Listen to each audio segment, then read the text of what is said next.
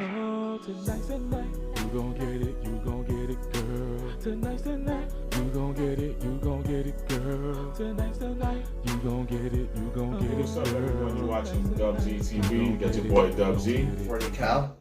And we're here to do a review or basically a discussion on Power Book 2, Episode 5.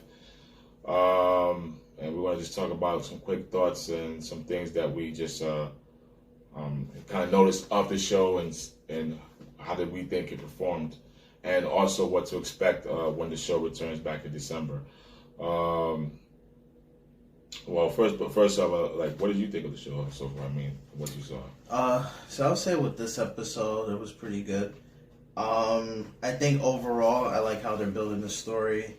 You know, I think TARIQ, they're doing a good job. He's like a young ghost in some sense. Right. Definitely. Monet, you know, what she got going on with her family, I think is legit. It's pretty good.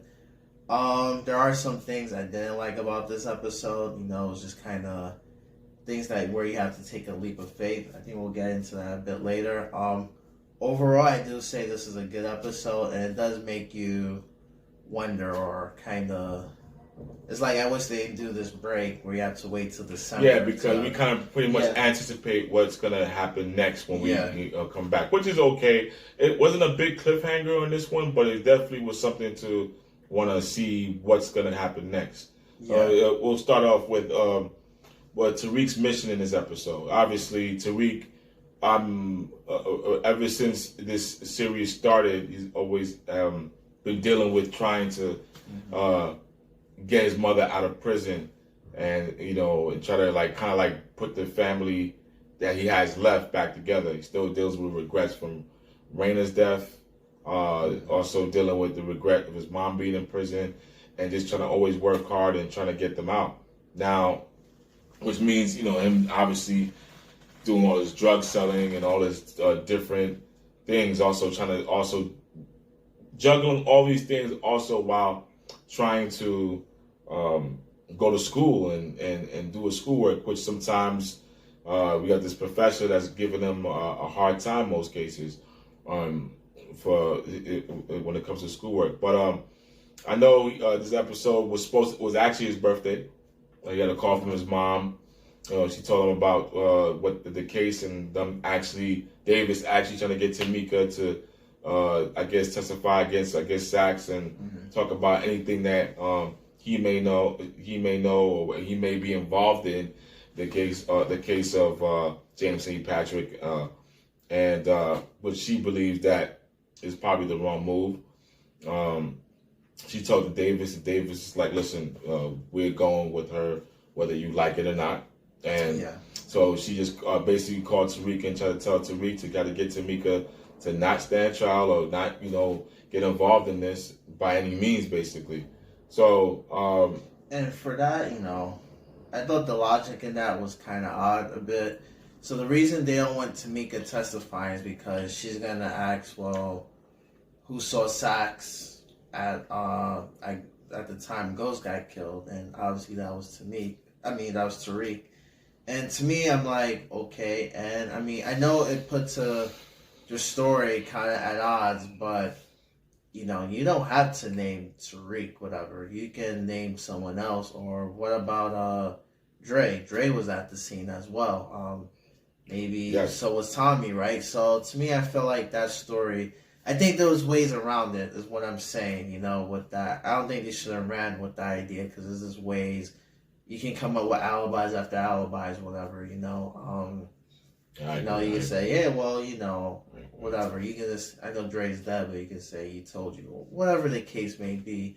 So to me, I felt like, it wasn't too much of a strong point with that whole Tamika thing, but whatever. Plus, later on, Tariq goes and talk with Tamika, and the fact he's going to, I'm like, all right, that's just, you're doing too much, too much too soon. Too much too soon. Why you got a gun there to, it's not like she's going to snitch on your whole operation. Oh, I think Tariq killed, it wasn't like she's going out there. She's actually trying to help you. Yeah, that was a bit extreme. That was a bit extreme. Yeah, I was like, all right, they're pushing it now. But like I said, it's not really a big deal. It's not too much of a minus. It's just more of a question mark, I would say. Yes. Sax, his plan with his niece. Yeah, so I'll speak on this one. So yeah, we see Sax's niece kind of stalking Tariq or trying to get information, especially at his birthday party. And to me, this was so dumb that I have to put this as a minus. I don't like how any of that, if you guys seen it already, don't like how any of that went down. So I get it, they switched the drink. Tariq ended up taking, I don't know what it was, lean, whatever pill she crushed in there. So Tariq ends up passing out because he's on some drug, whatever. Then she takes his phone, unlocks it with his face, and then puts some that find my iPhone location shit. And to me, that whole thing, I think, was just so far-fetched. I'm like, come on, I just, like, I don't see it really going down that way. And, like, you know, like I said, there's certain things in this episode where it makes you have to take a leap of faith with your logic. And to me, this is one of those incidents where I'm like, yeah, then later on, you know, Sax tracks Tariq. I'm like, you guys doing too much far-fetched stuff. It's just, you know, like I said, it's in the realm of logic and reality, but it's just, like, extremely unlikely something like that it's extremely unlikely it would go down like that. Let me just say that.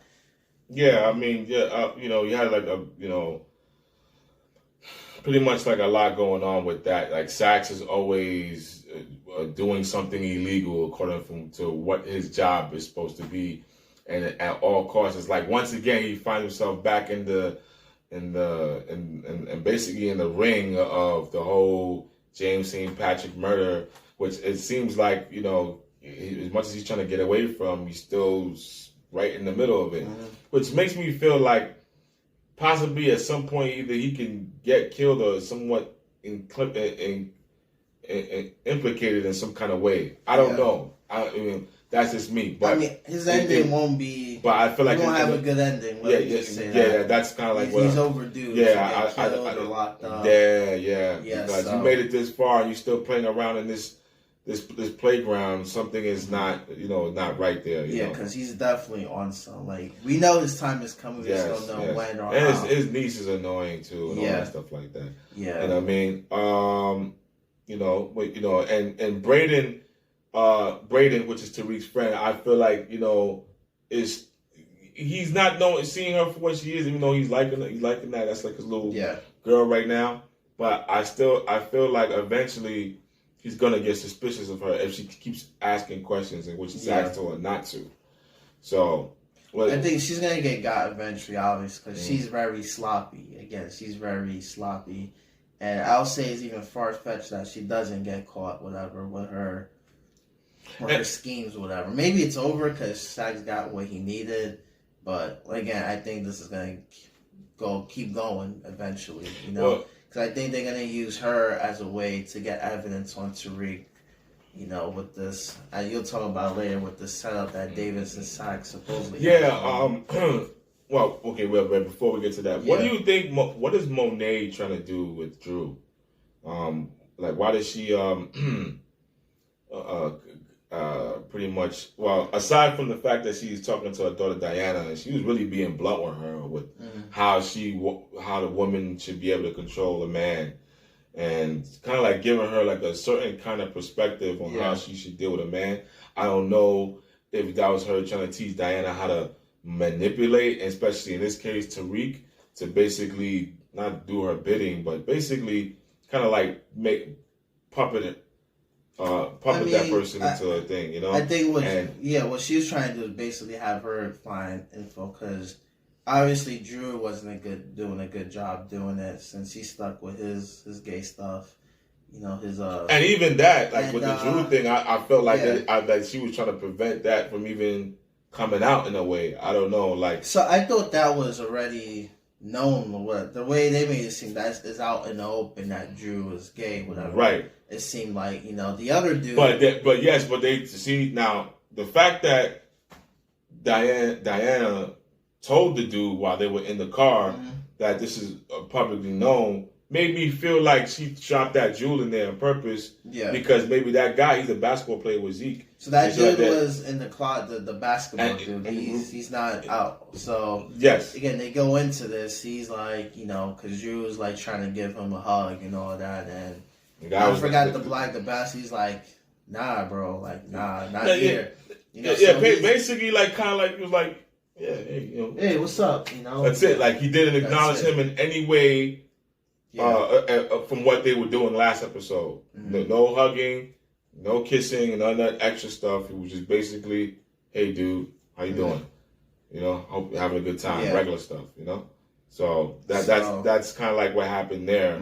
So I guess we'll see what happens more in that, because that looks like a little weak spot for Drew right now, and I don't know what the Tejadas and the family. And so with that, sorry to cut you off, but with that whole story, I'm not sure where they're going with it.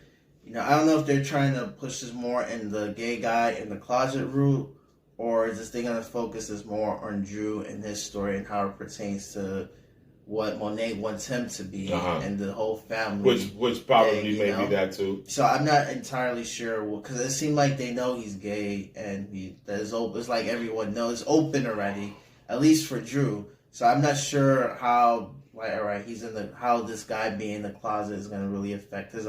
Maybe it's a weakness or something. I don't know what they're trying to do, because again, Drew's supposed to be the good guy. Kane, his brother's supposed to be the enforcer, the bad guy. Pretty like Cain and Abel or something like that, or some type of. So like with this whole story, I don't really get what they're trying to do. Is it trying to show Drew as being weak? Are they trying to just make this a random gay closet lover story? To put it somehow, add this into. I don't know what they're trying to do there. Pretty much unsure of what they're trying to do. Yeah, so I think they need to delve on that a bit more. Because so far from what I'm seeing, it just seems like Drew is gay and he likes this dude and he's in the closet and they're gonna make drama out of it, which is fine. But I feel like right now I'm not sure the relevance to the overall story. They have to make it focus more on how it's gonna affect Drew and his operation and what he's supposed to be doing in the family. Well, what I'm liking is I'm not liking, but I found it very interesting how Kane was coming at Monet, his mom, for getting with that cop, and like why that cop was always around. It's kind of like almost a little bit manipulated by TARIQ a little bit in the conversation they had in the car, which made Kane kind of step up to the plate, because usually he does whatever mom says and whatever Monet says it is, but this is the first time since watching these few episodes that he's actually stepped up to her the way he did. So this makes me feel like this might be a clash waiting to happen somewhere down the road.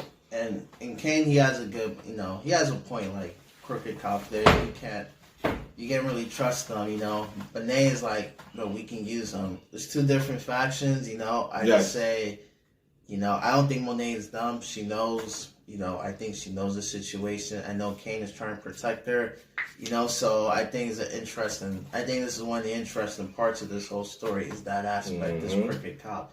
What direction is going to go? Is he going to snitch? He's end up turning, or Monet knows what she's doing? We'll see. We'll see how that turns out. We'll see how that turns out. Well, also, let's go into, we have Tariq's birthday party that Braden threw, surprise birthday party.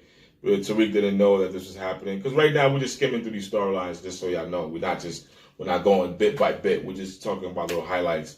And Diana shows up there, and Tariq, one thing I noticed is it's almost like he peeps that Monet must have sent her here to try to see how I'm doing, either how I'm moving the drugs, how I'm moving the weight, or how I'm making money, who I associate with, or whatever like that.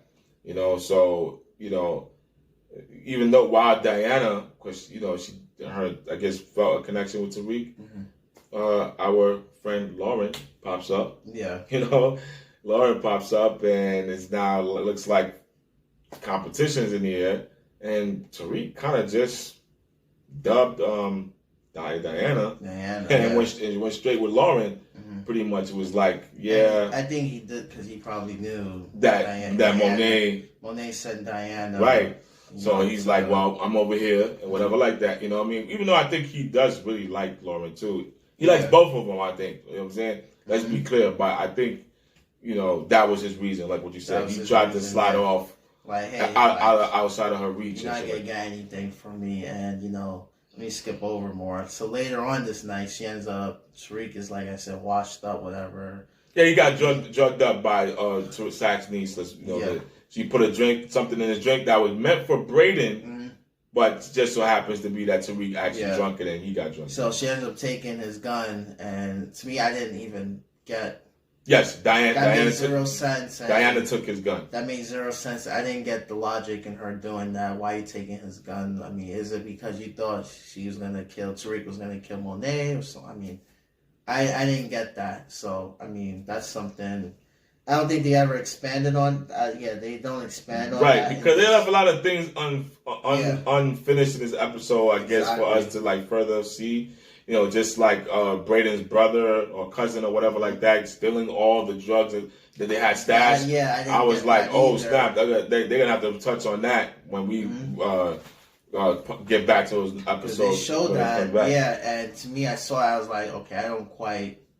First, maybe I missed something in the older episode. I'm like, how he knew that the stash was there. The stash was there. How he even knew that and everything. Why is he taking? Because he's gonna sell it himself, or maybe he's a drug fiend. I don't know, but that's something they left out that wasn't explained, and I think we will probably get an explanation in the later episodes. Yeah, Tariq gets drugged up. He winds up visiting Raina's gravesite. Pretty much, professing some of his feelings and crying and basically was saying that it should have been me and been alive, and you should have been out here enjoying your life and stuff like that, and really just crying his heart out and really trying to pretty much almost not make peace, but at the same time just letting his feelings out. At the same time, visits his father's gravesite and kind of like still holds a little bit of that anger and that grudge towards his father, because making him feel like his father is somehow responsible for all these things that happened through the lies that Ghost told him throughout the Power original series. So some of it was kind of like weird seeing Tariq that way. I kind of felt weird. I mean, I guess he was supposed to be drugged up, so his face expressions and everything was supposed to be all kind of weird. The thing is, it's weird. They saw him getting dressed up to do all that. Yeah, and I was like, you got dressed up perfectly to well. To me, that's a minor far-fetched, but, I'm like, all right, whatever. He's in the...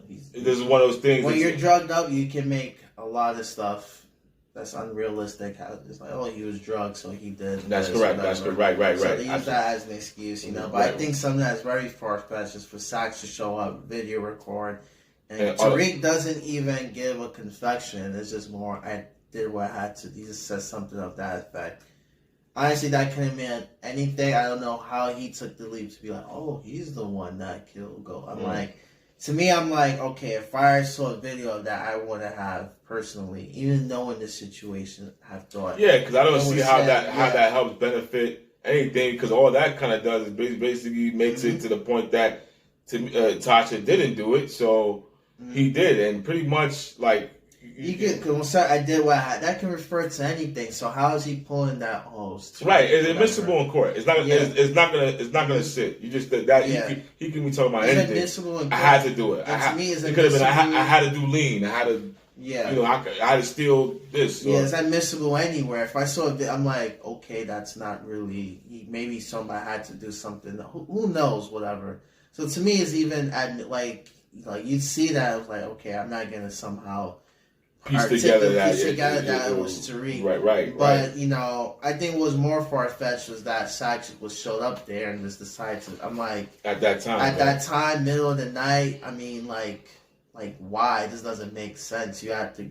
You dare record. I'm like, I just think it was just too far fetched. This doesn't make why is this nigga showing up at the graveyard where Tariq? I mean, come on. Absolutely. Come on. I mean, it doesn't make sense to me, but. It is what it is. How you feel about this guy ZEKE and Professor CARRIE? I thought it was dumb. Like I said, it happened so quick. They meet. First of all, how you meet your professor? You just don't see that often. You meet your professor at a bar? Come on, that's just so far-fetched. It's just like, come on. It almost seems like you're watching some lovers romantic novels, some like 50 Shades of Grey type stuff. Yeah, a little bit. Yeah, where like, ooh, the student is smashing the professor. One of those. I felt like that too. Yeah, and that's the vibe I'm getting, because it's just it doesn't make sense. Like, I'm like, why is this even a thing? That's like, I'm not saying it don't happen in real, because I'm sure it does, but I'm like, it don't happen like that. It's so random. To see it twice like that, I'm like, nah, come on. It don't happen like that. And the way it happened with Zeke and I forgot the professor's name, but CARRIE and that professor, I'm like, come on. Because before, previously, you can sort of believe it because we don't really know the history behind them. So for the other dude to smash, that chick, it was like, all right, it's whatever. I didn't like it either, but I'm like, okay, it's whatever, because we don't know their history together, and we know with Zeke and what was her name, CARRIE again. It's like, come on, you meet up at a bar. Next thing you know, they're like, come on.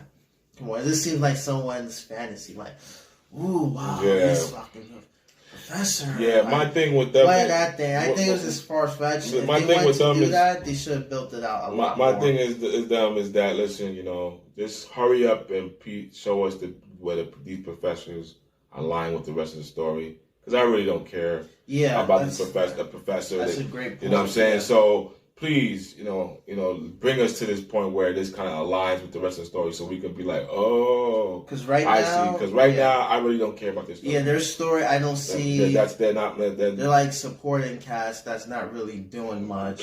For now, at least for now, for what we see. To me, I don't think they're built. Like.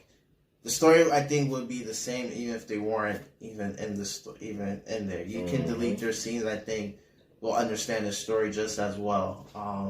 So yeah, just they gotta build up on that, or just get rid of it. And so, lastly, what do we think about Davis's agenda in the very episode of this episode of Power? Like this, Davis, going up to Sax. Pretty much almost making Sax feel back in the corner by letting him know that he knows something, and knows that Sax may have some type of involvement, some type of knowledge of what happened that night with James St. Patrick. And Sax flipping it on him by whipping out the phone and showing a recording and of TARIQ saying that, which we already discussed that is going to probably be admissible in court. Mm-hmm. But the fact that Davis kind of makes it seem like he wants to work together with Sax, and the episode ends right there. What do you think they're trying to lead to? I mean, do you think Davis is trying to play Sax, or do you think he's going to be some kind of ally to Sax? So the thing is with Davis, we know him, but we don't know him enough to really say either way. To me, I think he's going to play Sax, because I'm like, all right, why would you burn the guy that's... He's constantly paying you. The cash payments are coming. You put TARIQ on the stand and you try to get him on, all right, he's just going to stop paying you, and that's that, That's it. That's it, you lose your money, So that's why I'm like, I think he's going to play Sax, But the thing is, we don't know. Maybe Davis is one of those sleazeballs, whatever type dudes. We don't know. He don't seem that way. No, he don't seem that way. He seems more like his own type of guy. Yeah. But we know Sax is all about that, but it wouldn't surprise me if he pulls some shit like that. So right now I don't know where they're gonna take that. At least with Davis, I know either way TARIQ isn't going to jail, because it wouldn't make sense. Right. I just think this is not obvious. I see where the story's going to go there. It just won't work, whatever they do plan on doing, Right. I don't see it going the way that they think it's going to go. But yeah, it was an interesting twist. Because when I saw it, I'm like, that don't seem quite right. What are you guys trying to lead us to? What are you guys... that don't seem quite correct there, but... Okay, let me just see where they go with it. Right. I don't know enough about Davis, so let me see. Right. Yeah. So, I mean, that's pretty much where I was at with my thoughts with it, too. I didn't know what he might do. I was hoping that maybe he's going to trick Sax into thinking that they're working together and find a way how to nail him in some type of way. So let's see. That, you know, this is all like a wait and see thing when Power returns back in December. So right now, there's a brief intermission with Power. This was like the last episode for now, and it's like a little mid-season break. So we'll pretty much see what happens with it. But overall, episode was pretty decent. It wasn't as good as the last one that we saw, but it was a pretty decent episode. The series is doing pretty okay right now as far as in my book, but we'll see. I mean, I still think that from now here on, I don't know how many episodes we got left, but they have to start coming with it. Like they gotta start heating it up. Let's get this story rolling so that way we really can build that excitement up again. But other than that, right now, pretty good series so far. Yeah, I feel the same way. So far, pretty good. Some minor stuff here and there, but pretty good. I'm enjoying it, you know. Just go from there. Well, I mean, I guess that's all we have right now. Let us know what you guys think in the comment section. How did you feel about this episode? What do you think Davis's mission is? You know, do you feel what do you feel about Monet and what she's doing with Diana, Drew, Kane? How that's going down? You know. Let us know who you guys want either TARIQ to be with it Diana, Lauren, or are they both not good for him?